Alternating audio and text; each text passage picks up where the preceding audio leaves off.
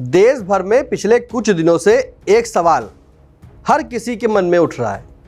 क्या फिर से लॉकडाउन लगने वाला है? क्या पश्चिम एशिया में चल रहे संकट का असर भारत पर इतना गंभीर हो सकता है कि हालात कोरोना जैसे हो जाएं? लेकिन अब इन सभी अटकलों और अफवाहों पर केंद्र सरकार ने साफ और सख्त रुख अपनाते हुए एक बड़ा बयान दिया है। नमस्कार, आप देख रहे हैं आई इंडिया और मैं हूं आपके साथ निशांत गुप्ता। केंद्र सरकार ने स्पष्ट कर दिया है कि देश में किसी भी तरह का लॉकडाउन लगाने की कोई योजना नहीं है। सरकार के 3 वरिष्ठ मंत्री निर्मला सीतारमण, किरेन रिजिजू और हरदीप सिंह पुरी ने एक सुर में कहा कि लॉकडाउन की खबरें पूरी तरह अफवाह हैं और लोगों को घबराने की जरूरत नहीं है।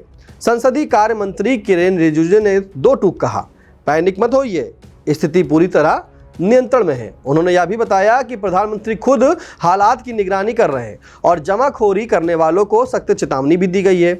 वहीं पेट्रोलियम मंत्री हरदीप सिंह पुरी ने कहा कि बेवजह डर फैलाना बेकार है। सरकार का ऐसा कोई प्रस्ताव नहीं है कि देश में लॉकडाउन लगाया जाए।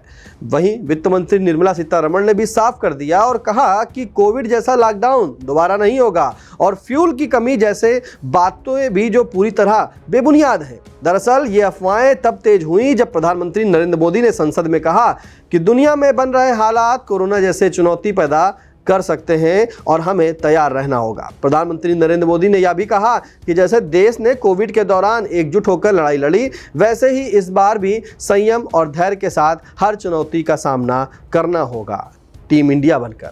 हालांकि विपक्ष ने इस बयान को लेकर सवाल उठाए। कांग्रेस नेता राहुल गांधी ने कहा कि कोविड के दर्दनाक अनुभव को भुलाया नहीं जा सकता, जबकि कांग्रेस अध्यक्ष मल्लिकार्जुन खड़गे ने भी उस समय की कठिनाइयों की याद दिलाई। अब बात करते हैं उस असली कारण की जिससे यह चिंता बढ़ी, और वो है पश्चिम एशिया का संकट। इसका असर भारत पर कई स्तर पर पड़ सकता है, जिसमें सबसे पहले तेल और ऊर्जा पर असर देखने को मिलेगा। भारत अपनी ज़रूरत का करीब 85% कच्चा तेल आयात करता है, जिसमें बड़ा हिस्सा इसी क्षेत्र से आता है। तनाव बढ़ने से तेल महंगा हो सकता है। दूसरा, भारतीयों की सुरक्षा है, जिसमें करीब 80 से 90 लाख भारतीय इस क्षेत्र में काम करते हैं। और तीसरा है महंगाई, जिससे पेट्रोल, डीजल और एलपीजी की कीमतों पर दबाव बढ़ सकता है।